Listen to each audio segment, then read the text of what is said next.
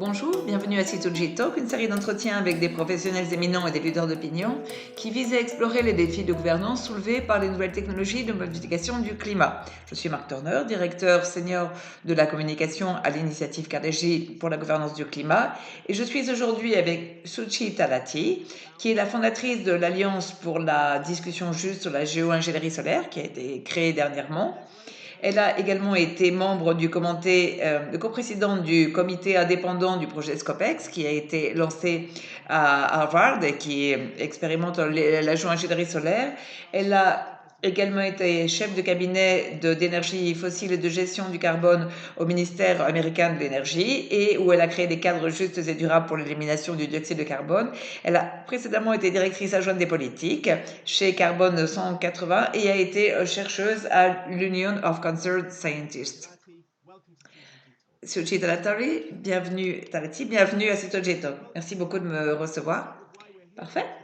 Commençons avec une question. Quelles sont vos idées principales, vos pensées principales sur la situation dans laquelle nous nous trouvons? Quelle est la gravité de la situation face à laquelle nous sommes? Comment caractérisez-vous l'état dans lequel se trouve l'humanité face à ceci?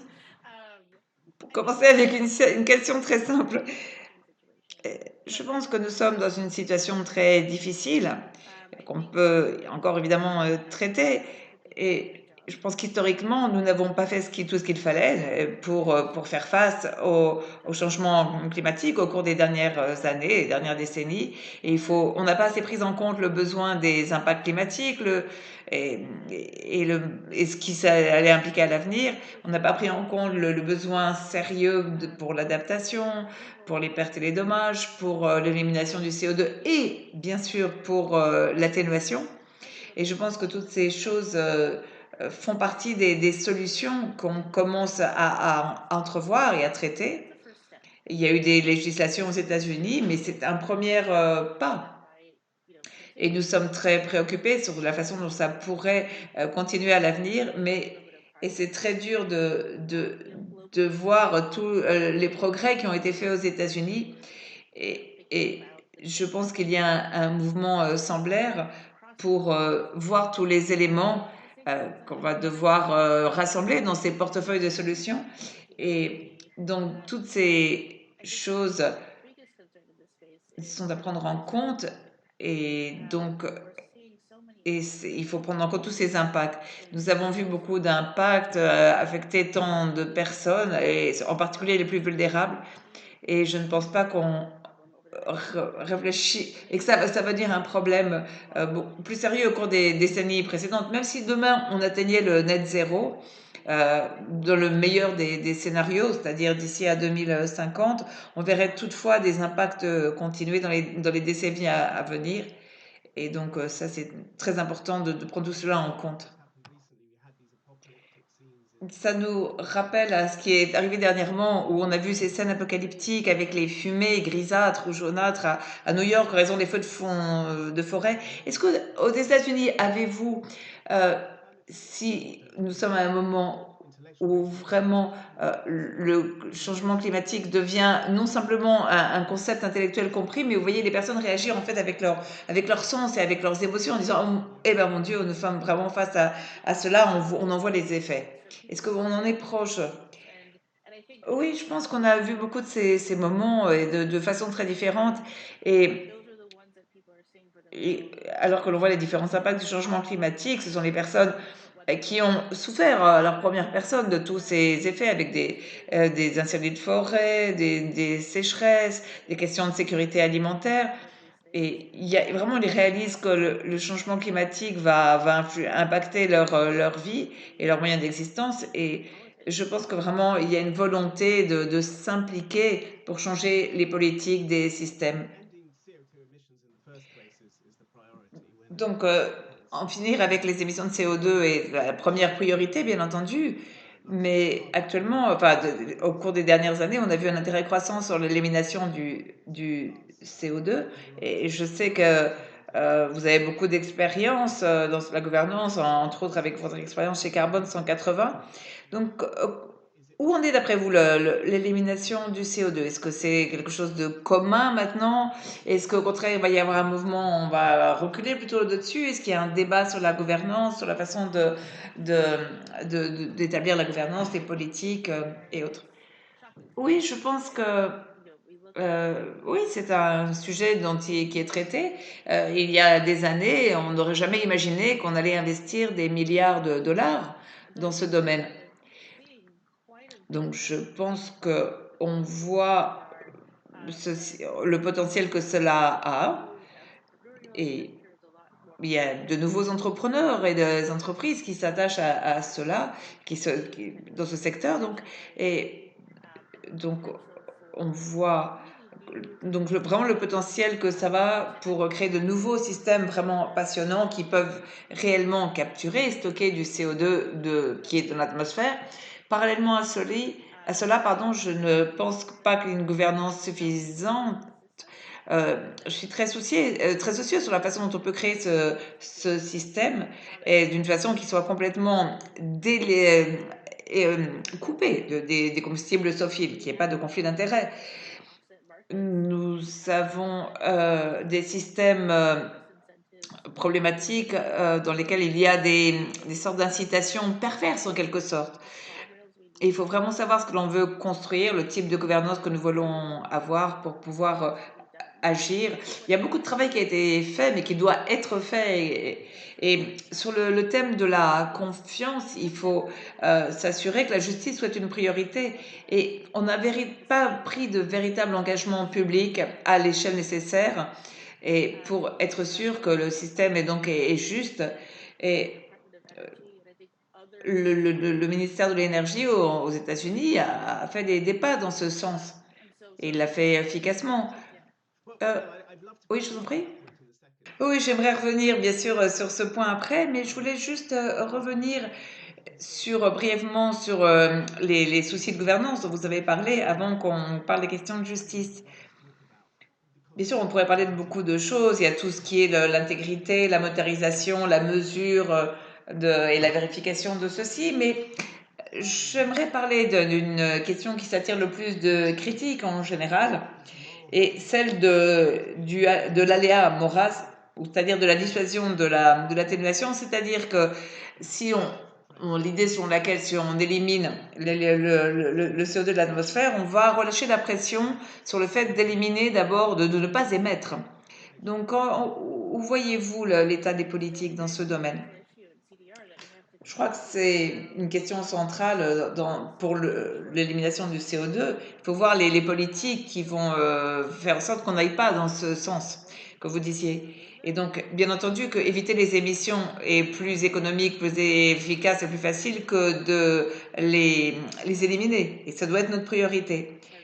Et donc, quand on pense au concept de net zéro, il faut penser au rôle que l'élimination de CO2 joue dans le net zéro et dans les émissions dont on a en quelque sorte hérité. Et lorsque on ne veut pas construire une élimination du CO2 qui ne respecte pas l'atténuation ou autre, il faut que et ce qui est très important, c'est qu'il faut que ça fasse, il faut traiter ça pour faire face aux émissions et aux dépassements et voir que si c'est vraiment efficace pour faire face à tous ces systèmes. Comment le fait-on? C'est une grande question et je pense que la question de l'aléa moral euh, a changé au fil du temps. Maintenant, on a vraiment besoin de faire de l'élimination du CO2 à grande échelle et voir ce que l'on va faire pour préparer ceci. Mais alors qu'on s'engage sur cette voie, il faut vraiment voir quel est le rôle de l'EDC par rapport à l'atténuation, le rôle de ces éliminations, euh, parce qu'on va avoir besoin d'énergie renouvelable aussi pour ceci. Et ce sont vraiment des questions politiques cruciales et je pense qu'il faut vraiment qu'on ait l'opportunité d'y réfléchir et ça va se faire au niveau de politique fédérale, nationale et même internationale. Parce on interagit tous. Ça sert à rien de faire quelque chose dans un pays et pas dans un autre, de faire quelque chose en Inde et pas en Chine, par exemple. Il faut vraiment veiller à ce que ces technologies soient utilisées de façon plus efficace et dans le monde. Et ça nous renvoie justement à la question de justice. Donc, comment peut-on impliquer différentes communautés du monde entier à comprendre l'élimination du CO2, à adopter les bonnes politiques dans ce sens, en leur donnant leur consentement si nécessaire sur l'utilisation des terres, euh, et l'utilisation de leurs ressources, ou voir s'ils vont utiliser des solutions fondées sur la nature, ce qu'ils vont faire pour leur transport, etc.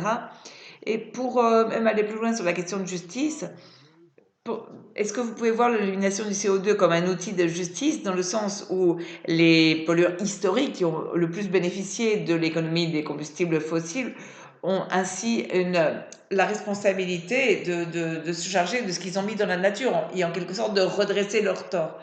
Est-ce que vous pourriez me répondre? Oui, oui, oui, bien sûr. Et sur la première question de comment on fait ça, c'est une question très large et, et je pense qu'il faut, c'est pas vraiment attaqué à un engagement à long terme. On ne s'est pas attaqué à la construction de connaissances et, et c'est vrai avec le décès et avec la géoingénierie solaire. Et donc il va vraiment faire des efforts de recherche dans ce sens, faire des essais. Et il faut veiller à le faire d'une façon impartiale euh, et construire la confiance.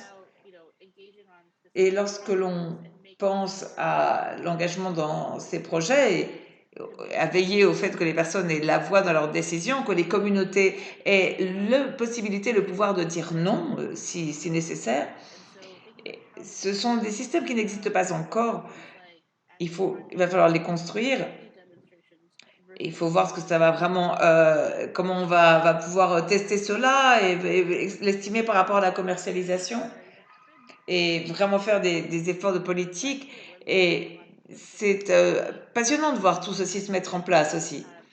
Mais dans différents pays, c'est intéressant de voir toutes ces questions, toutes ces missions, car il faut pouvoir engager les personnes dans ce secteur. Voyez-vous un ordre dans lequel les pays devraient s'impliquer dans l'élimination du CO2? Est-ce que ce serait d'abord le monde développé qui devrait le faire tout d'abord et d'attendre d'abord les émissions nettes négatives afin de pouvoir en quelque sorte rétablir une sorte de justice?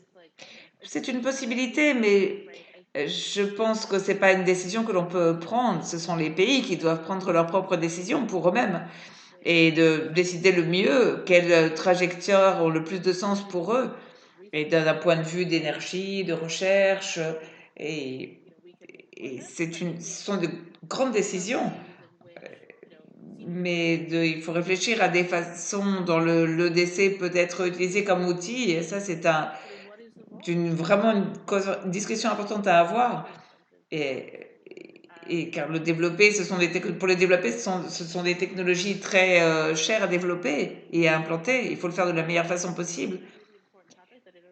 Et c'est une question très importante et il faut vraiment avoir le temps de le faire. Et nous avons besoin de plus grande participation des pays qui ont été traditionnellement enclins à déployer l'élimination du CO2 ou qui pourraient recevoir des avantages de ce type de technologie. Mais c'est une question épineuse en tant que telle de définir quels vont être les bénéfices de l'élimination du CO2. Et je pense qu'il y a beaucoup de points communs entre l'élimination du CO2 et votre travail actuel sur la géoingénierie solaire. Vous avez donc démarré ce projet, l'Alliance pour la juste délibération en discussion sur la géoingénierie solaire, pardon. On va en reparler, bien entendu, mais j'aimerais tout d'abord vous entendre décrire ce qu'est la géoingénierie solaire et comment elle pourrait aider à limiter les risques climatiques. Oui, bien sûr. Donc, ce sont des efforts qui sont faits pour refléter la lumière, le rayonnement solaire. Et nous avons vu des éruptions volcaniques qui disséminent des particules de soufre dans l'atmosphère et des particules donc dans la stratosphère, pardon, et cela refroidit la planète. Par exemple, l'éruption a refroidi la planète de 0,5 degrés pendant plus d'un an, pendant près de 2 ans. Donc ça pourrait être une stratégie pour s'attaquer à certains aspects climatiques. C'est une approche potentielle qui pourrait limiter les souffrances, mais en même temps, elle pourrait ne pas le faire. Donc il y a beaucoup d'incertitudes qui entourent ceci.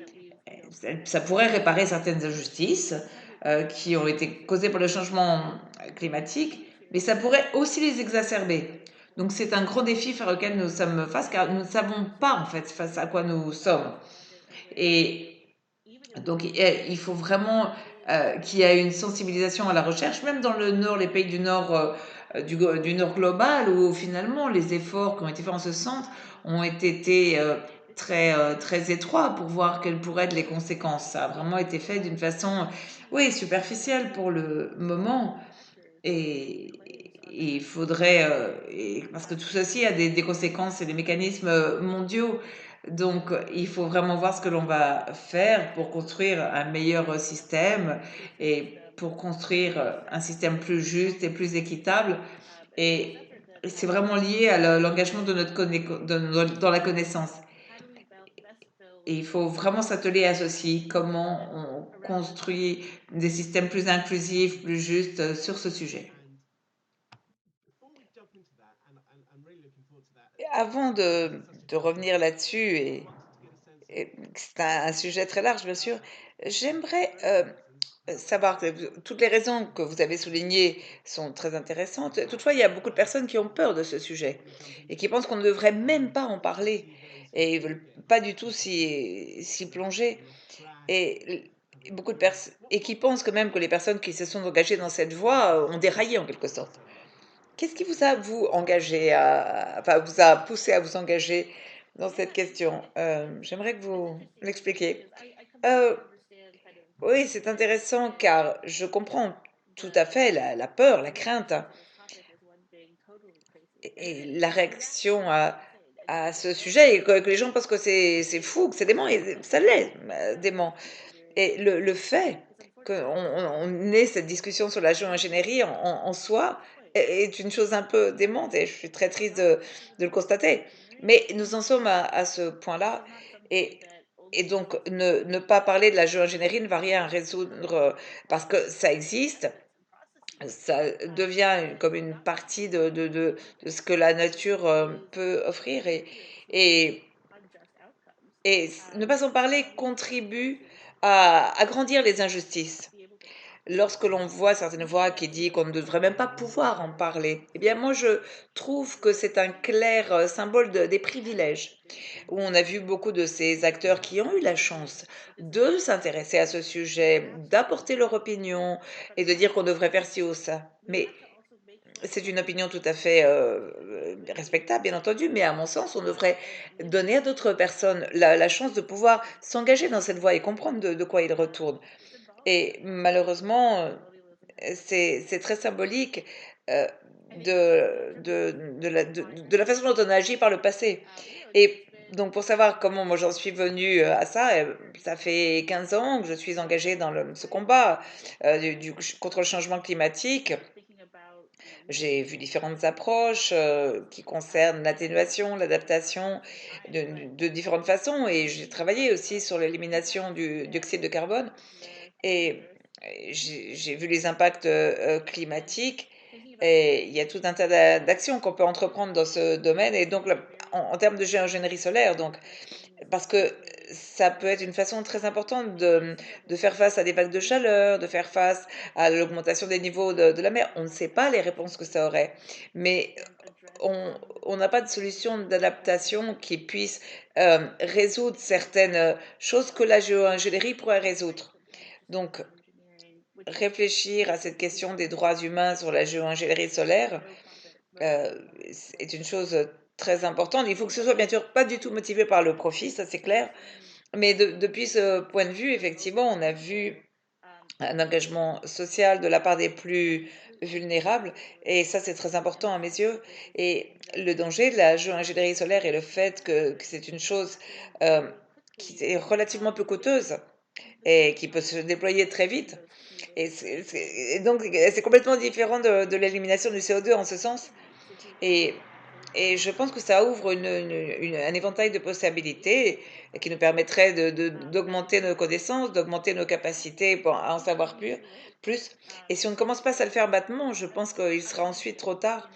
Et donc, je ne, vous voyez, je sais que C2G est très engagé dans cette matière et je veux voir des actions entreprises dans ce sens et je veux voir comment moi je pourrais contribuer à construire toute une meilleure compréhension et pour qu'il y ait de meilleurs résultats d'inclusion, car on n'a pas fait assez jusqu'à présent. Il est dit d'ailleurs de manière explicite dans votre site que votre mission est de travailler pour une délibération juste et inclusive sur la recherche sur la géoingénierie solaire. Et vous, et vous pourriez peut-être nous dire l'idée qui se profile derrière ceci, mais qu'est-ce que ça veut dire en pratique? Quels sont les défis? Comment vous pouvez décider à faire ceci ou cela? Oui, c'est extrêmement difficile. Et c'est il y a de très bons modèles et j'essaye d'apprendre des meilleures versions de l'engagement des communautés, les meilleures options de construction des capacités qu'il y a eu jusqu'à présent et d'essayer justement moi de faire ma part. Et pour construire des capacités au cours des centaines des derniers siècles, ça n'a pas été très bien fait. Il y a eu beaucoup d'efforts qui ont été partiaux en fait et qui ont été motivés ou construits euh, autour de finalement des, des résultats qu'on en attendait, vous voyez, qui étaient donc biaisés. Et moi, je veux construire des connaissances d'une façon impartiale au niveau, il faut que ce soit au niveau régional, et il faut ouvrir les horizons des personnes et élargir leur compréhension des communautés. Donc. Et c'est très difficile.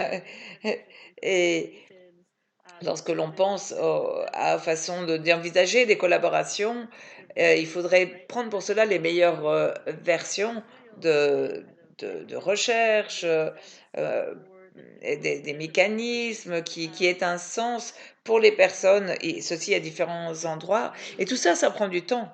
Et les personnes attendent de façon différente en fonction des communautés qui ont différentes choses qu'ils veulent apprendre ou pas. Et tout ceci est un travail acharné, mais j'essaye de découvrir tout cela avec les moyens que j'ai et qu'il faut découvrir petit à petit parce que jusqu'à présent, moi aussi j'apprends. Je construis ma propre capacité pour mener tout ceci. Je pense que c'est important de le dire. Je n'essaye pas de, de, de construire un certain type de connaissances pour entraîner tel ou tel résultat. Et vraiment, la seule chose que je veux faire, euh, c'est d'avoir cette idée de penser à la justice. Ça motive mon organisation. Et c'est notre priorité, bien sûr, de penser aux meilleures façons d'y parvenir. Vous avez dit que vous avez fait cette exploration vous-même et que vous êtes inspiré par d'autres personnes, par qui ou par quel type de modèle et qui vous font dire, voilà, c'est le type de travail que je veux faire. Oui, je pense qu'il y a différents types de leaders dans ce domaine dont j'ai beaucoup appris. Euh, je- des leaders dans les pays avec lesquels je vais travailler, comme Suleiman Hook, qui fait euh, un travail efficace dans les pays occidentaux. Et il y a d'autres du travail euh, qui est fait sur l'engagement public et sur l'élimination du CO2. Et donc, dans le cadre des universités américaines et de différentes organisations qui militent pour l'engagement public, et bien sûr, il y a des écrits de philosophes, euh, d'universitaires qui ont véritablement cherché ce que l'on pense de l'éthique et de la moralité dans ce secteur. Et j'ai eu l'honneur de travailler avec certains d'entre eux pour mes propres écrits et articles. Et donc, je pense qu'il y a tellement de choses dont je m'inspire et dans lesquelles je peux puiser. Et je suis extrêmement reconnaissante d'avoir la possibilité de travailler avec toutes ces personnes. Et je pense que c'est un travail qu'on construit depuis le terrain et à partir du terrain. Donc, et qu'est-ce que la justice veut vraiment dire de la géo-ingénierie et qu'est-ce que c'est l'inclusion? C'est un mot qui est utilisé partout, peut-être même à tort et à travers. Mais il faut vraiment réfléchir à ce que ça veut dire l'inclusion dans tous ces domaines. Et ça, c'est véritablement c'est fondamental si on veut avoir des résultats justes et à quoi ils vont ressembler. Et c'est à quoi la meilleure version finalement de tout cela. Et je pense qu'il faut vraiment réfléchir à s'engager avec des choses même qui ne nous plaisent pas spécialement, qui peuvent nous déranger. Et par exemple, il faut voir pourquoi les personnes veulent ou ne veulent pas s'engager là-dedans. Et je ne pense pas qu'il y a assez d'organisations où la société civile a eu la possibilité de se plonger dans ce secteur. Et il faut que ça change. Et donc, et il faut voir comment on peut changer le récit on ne sait pas la réponse à ces questions, mais il faut les trouver. Et, et j'aimerais être un intermédiaire honnête dans ce domaine. C'est-à-dire que s'il y a quelque chose euh, qui a manqué, euh, c'est la confiance et une sorte d'apprentissage de tout ça. Et ça, c'est un espace qui reste encore très vide. Cette question d'intermédiaire honnête et de confiance est absolument fondamentale. Il il y a cette situation difficile où on rencontre dans ce domaine, c'est-à-dire qu'on va vers quelqu'un, on dit que il faut que vous réfléchissiez à ceci, il faut qu'on en parle. Et oui, on peut vous répondre, ah, mais vous plaidez en faveur de cela. Et alors, on vous demande finalement pourquoi vous nous proposez ça, si finalement vous pensez qu'il faut le faire. Donc, euh, comment vous pouvez réussir à être neutre et impartial tout en sachant et en disant il faut parler de cela? Comment vous convainquez les gens? Euh, il faut être très clair sur les motivations. Ma motivation, ce n'est pas de plaider en faveur de ceci ou de cela, mais c'est en dehors de mon organisation et de mon travail. Il y a, on voit les secteurs croisés avec les Nations Unies, avec les institutions aux États-Unis et avec les institutions de recherche. On, et on voit un tournant de la façon dont les personnes s'attaquent à l'atténuation. Et malheureusement, on le voit aussi dans le secteur privé où il y a des efforts déployés en vue de la géo-ingénierie pour refroidir. Et donc, ma motivation, c'est de dire que voilà, il se passe ceci et cela. Et ce sujet mérite qu'on s'y attache, qu'on se penche dessus, parce que c'est une chose concrète. Et si on ne puise pas là-dedans, en quelque sorte, on enlève les moyens aux gens d'entrer, pour entrer dans cette conversation. Et c'est pas quelque chose qu'il faut faire. Et donc, je pense que cette opportunité de conscientisation, de sensibilisation est très importante parce qu'il faut que les personnes soient conscientes, elles aient cette sensibilisation. Avec ton expérience, votre expérience jusqu'à présent, vous avez parlé à évidemment beaucoup de personnes. Quel type de réponse avez-vous obtenu? Est-ce que cette approche fonctionne? Et bien sûr, j'aimerais des exemples spécifiques, mais je comprends également que c'est une chose qui doit rester discret. Mais juste pour comprendre comment ça fonctionne en pratique. Ouais, c'est très nouveau. Je me suis mis dans le projet Scopex il y a un an et j'ai démarré cette organisation en avril dernier. Et, et donc j'essaie vraiment d'avoir toute cette conversation. J'y travaille activement. Et jusqu'à présent, il y a une certaine bonne réception pour pouvoir impliquer les personnes.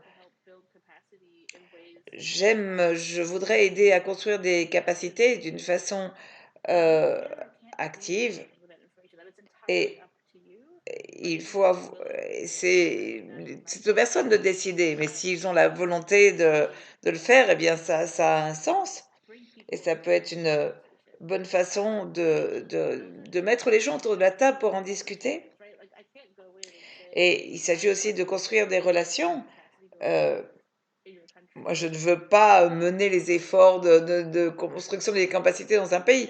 Non, ça ne fonctionne pas comme ça. Mais il faut que ce soit fait de façon durable et je veux réfléchir à des façons à de permettre aux personnes sur le terrain de construire ces efforts et aux personnes locales et de le faire d'une façon enfin, en soutenance aussi par les gens donc, qui vivent dans ces façons de façon euh, de, de- de façon à ce que les ressources soient apportées par les organisations, et ça, j'y tiens.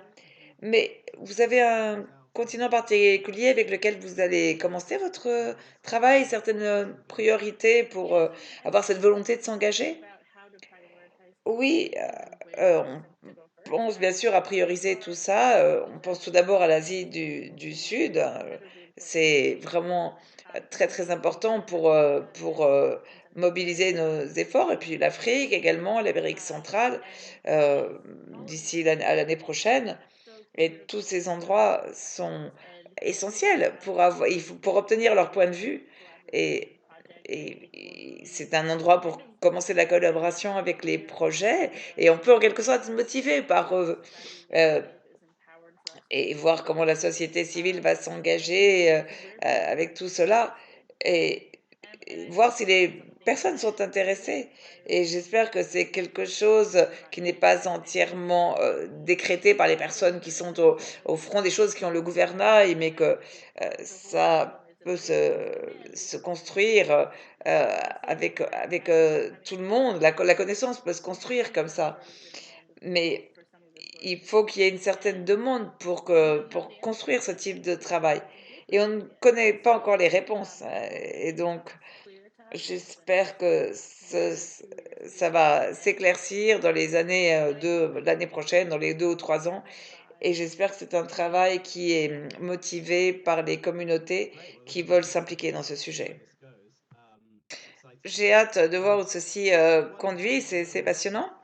Donc, pour donner un exemple d'une chose qui n'arrive pas, euh, très précisément, et qui souligne peut-être pourquoi vous faites ce travail, c'est la polémique qu'il y a eu en 2021, où l'université d'Harvard tentait de mener le projet Scopex au-dessus du ciel de la Suède, mais le Conseil du peuple sami a posé son opposition en raison des possibles États sur leur terre.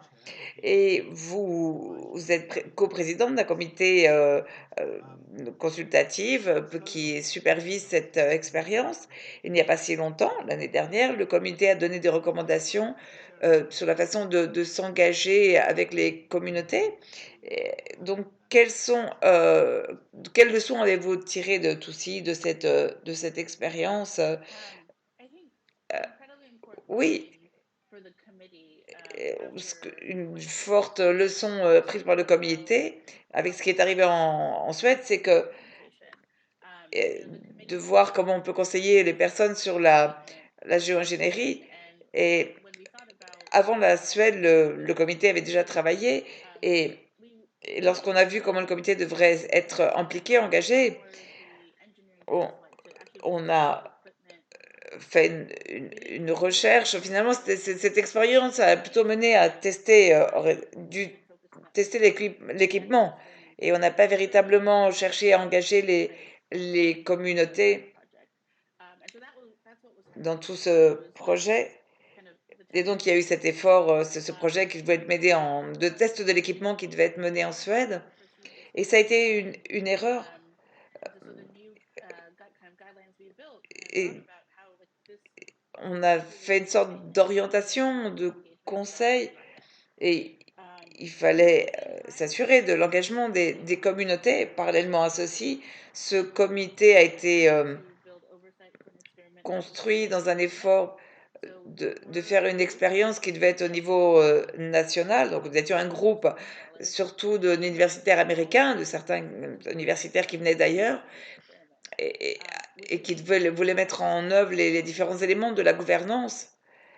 Et nous espérions que ça allait être utilisé par de futures communautés de recherche, mais ça a été fait dans un élan, mais on n'a pas été pas véritablement repérés. On n'avait pas les experts suédois ou les experts du peuple sami dans le comité. Et ça, c'était une erreur. Donc, lorsque l'on pense à de futures expériences et du rôle que les chercheurs peuvent jouer dans le comité, ce qu'on a appris, c'est que c'est très difficile et la meilleure chose à faire, c'est de créer le plus de liens entre les gens, de les faire participer. Et il faut prendre en compte le besoin de ces expériences en particulier. Et le besoin des communautés est vraiment nécessaire pour pouvoir euh, apporter une gouvernance appropriée. Et il faut voir comment on peut mettre tous ces éléments ensemble et impliquer toutes les personnes avec la bonne gouvernance et avec pour que ça devienne un outil intéressant. Et donc le projet Scopex n'est pas annulé, mais on ne sait pas exactement ce qui va se passer. Mais on va apporter des éléments aux éléments à l'équipe de recherche et on va voir quelle est la marque chose à faire dans le cadre de ces expériences. Vous avez parlé tout à l'heure, quand on parlait du conseil, le droit à dire non. Je sais que c'est difficile à répondre à l'abstrait, que concrètement ce serait différent, mais comment on peut déterminer qui a le droit de dire non? Est-ce que certaines personnes ont un privilège sur les autres, une préférence sur les autres pour dire non? Et par exemple, on voit dans le cadre du projet de Scopex qui allait être mené au-dessus de la Suède, mais qui pourtant pouvait avoir des conséquences potentielles dans le monde entier. Et alors, comment on va définir qui va avoir le droit de le dire entre l'échelle locale, contre l'échelle locale, ou le droit de dire oui ou de dire non? Je sais que c'est complexe, ça peut paraître simple au premier degré, mais finalement, qui a le droit de dire non? Qu'en pensez-vous? C'est vraiment difficile. Et je peux faire un parallèle avec des choses qui sont passées avec les énergies renouvelables, où là aussi c'était difficile. On a parlé de zones privilégiées pour ceci. Et donc, c'est ce qui légitimait de faire certaines actions, mais qui vont entraîner des conséquences sur les ressources et la pollution de l'air. Et donc là, le défi, que nous sommes dans des systèmes dont nous n'avons pas encore fait l'expérience. Et je sais que on n'a pas encore trouvé ce qu'il en est. Et il faut voir si on a les structures de gouvernance qui peuvent faire participer les communautés et, et utiliser leur participation pour prendre les bonnes décisions de structure. Mais est-ce que cette participation est basée sur les véritables besoins et soucis des communautés ou est-ce qu'elle est basée sur des communautés ou des groupes qui n'ont pas les mêmes motivations? Et je pense pas que nous connaissions actuellement le meilleur système. Et, et donc, c'est pourquoi il faut parler de tout ceci et voir comment le faire en pratique. Et ça existe, il y a différents points de vue, il y a différentes personnes, il y a différents moyens et ce sont des systèmes que nous n'avons pas encore créés pour la géo-ingénierie. Et, et regardez ce qui s'est passé également avec les énergies renouvelables. Il y a encore beaucoup de travail à faire en la matière. Mais le droit de dire non, le droit au veto, je pense que ça doit jouer un rôle important à l'avenir, et en particulier aux États-Unis, où nous avons des projets qui sont financés par et il faut voir qui mène l'engagement public des entreprises privées, des entreprises d'énergie, des organisations. On ne sait pas encore. Et je pense on va avoir du travail pour le trouver. Quelques indices avec les deux pipelines qui sont. Il y a deux pipelines, oui. Mais je crois que au-delà de cela, je crois que la question, c'est la question de. Il faut être inspirer la confiance et que les personnes et leur voix à se faire les voix se fassent entendre. Et Et il faut voir si on a véritablement utilisé la participation d'agents, si on y a répondu. Et on n'est pas encore capable de voir les résultats, mais je pense que ça va être un point très important. Oui, la question de la confiance est difficile, enfin, on ne peut pas le traiter en quelques mots. J'aimerais en revenir à vos motivations et peut-être terminer là-dessus. Vous avez parlé de points spécifiques sur la modification de la rayonnement solaire, mais ce doit être plutôt difficile de monter comme ça une organisation sans savoir vraiment ce qui va se passer au milieu de toutes ces polémiques. Euh, on pourrait se dire, ah, je pourrais faire un travail plus facile pour le secteur privé. Donc, qu'est-ce qui vous motive? Est-ce que c'est une philosophie? Est-ce que vous avez des héros, des héroïnes, euh, des personnes qui vous soutiennent? Ah, c'est une question difficile. Je pense que il y a beaucoup de choses qui me motivent, hein, mais deux ou trois principales, tout d'abord, c'est ma famille. Mes familles viennent d'Inde. Mes parents ont émigré aux États-Unis. Donc, je suis la première génération qui est née ici et je peux parler de mon rôle entre ces deux types de sociétés charnières. Et j'ai été aux prises avec ça toute ma vie.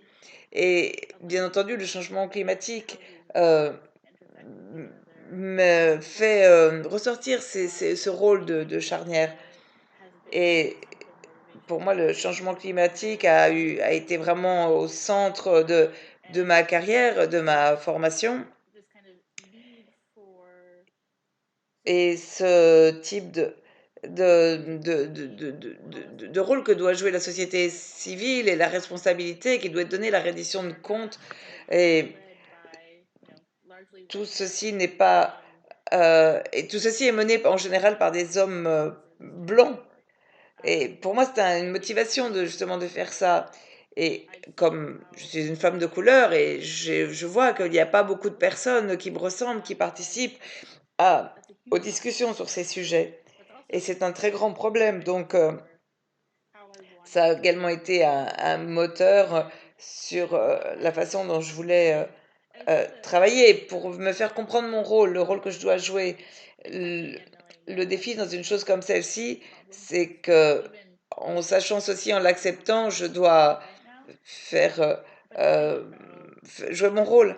Mais il faut réfléchir à à la trajectoire que je dois prendre. Et pour moi, ça a été un espace très clair qu'il fallait remplir, fallait combler. Et je pense aussi que ça doit être rempli par, comblé par une femme de couleur, et espérant par une organisation, avec un peu de chance, qui se consacre aux personnes qui n'ont pas les moyens jusqu'à présent. Et je crois qu'il y a différentes philosophies qui sont imbriquées dans tout cela, qui m'ont influencé, mais les choses principales, c'est la justice et la justice climatique.